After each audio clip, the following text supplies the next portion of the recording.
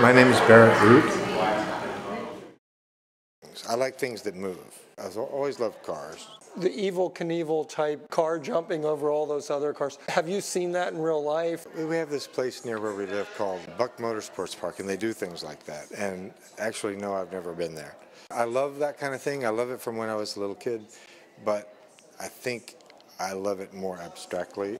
If I went and saw this, it might spoil it. So I guess there's a little bit of ironic removed from it. I mean, I don't like to be ironic in a painting completely, but there's a little bit of that with the subject matter. It's a kind of a silly thing. To me, there's a little humor to it.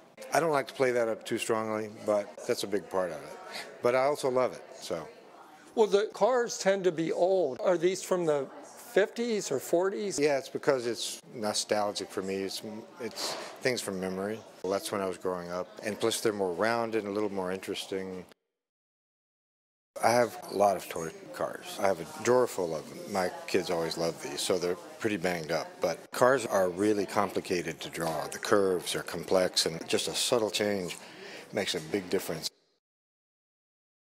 A house is flat shapes mainly, and it's much easier to draw making it up.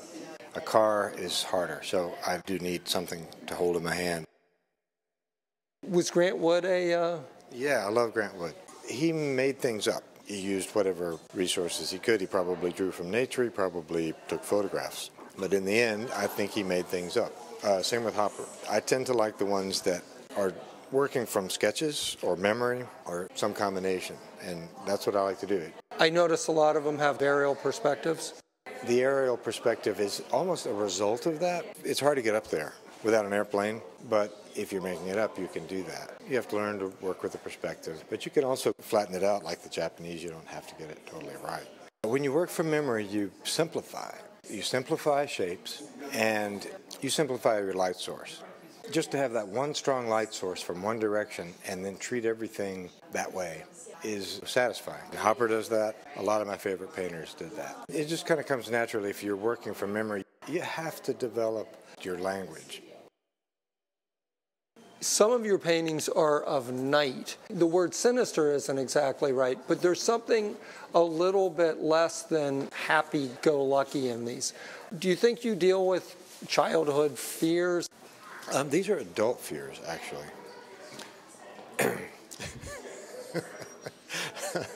Yes, but they were childhood fears when I had them when I was a child. Now I'm having them as an adult. I don't think they've changed that much.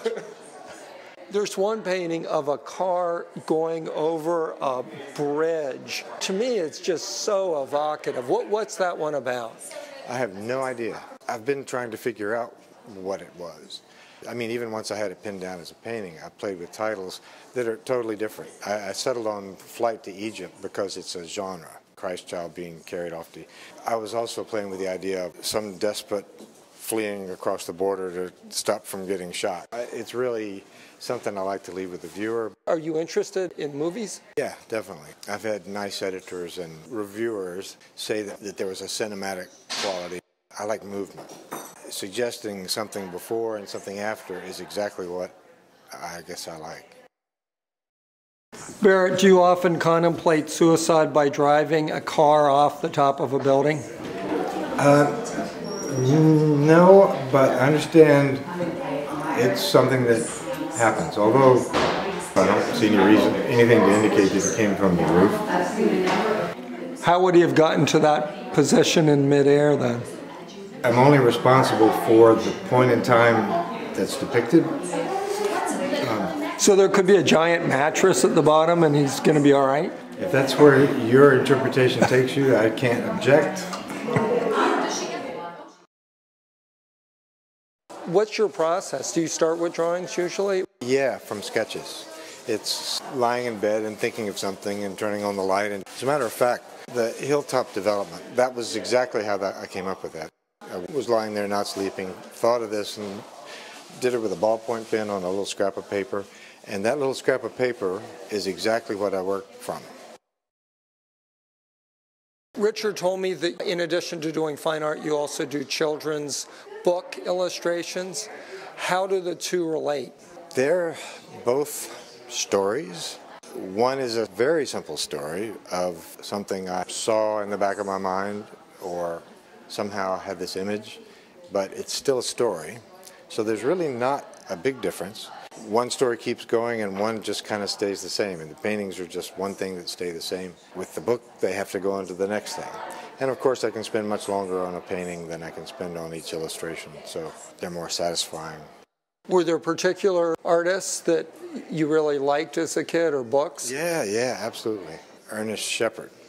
He did Winnie-the-Pooh, Winnie in the Willows, the little black and white line drawings. What's so cool about those is he did many preliminary drawings, but when he went to do his final, he just did it quickly. And it's not just what he did, it's not just the lines that he made, it's what he left out, because you supply the rest. That's what I like to do. I like to leave room for the imagination to work. It means leaving some doubt sometimes. You know, you can show something or you can suggest it, and I like to suggest it. Brave Potatoes was one of the books that Barrett illustrated. It was featured on National Public Radio. That was a big thrill. Brave Potatoes was the subject of that spot on Saturday morning that they used to do on NPR with Daniel Pinkwater and Scott Simon describing and reading a book. They did have fun with the name, Brave Potatoes, by, Toby Speed and Barrett Root. So that seemed too good to be true, but it was true. What's the plot of that book? The potatoes at the fair break out and go for rides. They almost get turned into potatoes au gratin by a local chef, but he ends up in the soup instead. So it's a great story.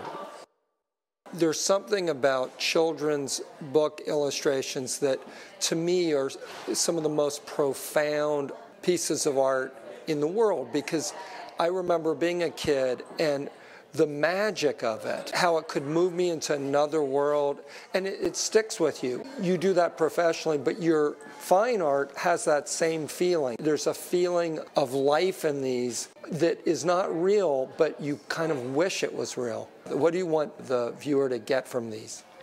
Yeah, that same feeling, something that has a life of its own, a world of its own. It's the same thing I felt when I was a kid. What you just describes me too. But really, it's kind of an unconscious thing. I don't cultivate thinking about it that way. I mean, I really try not to think about it that way because I'm afraid I'll pin myself down to some kind of way of doing things. I like to keep open to however I get there that way.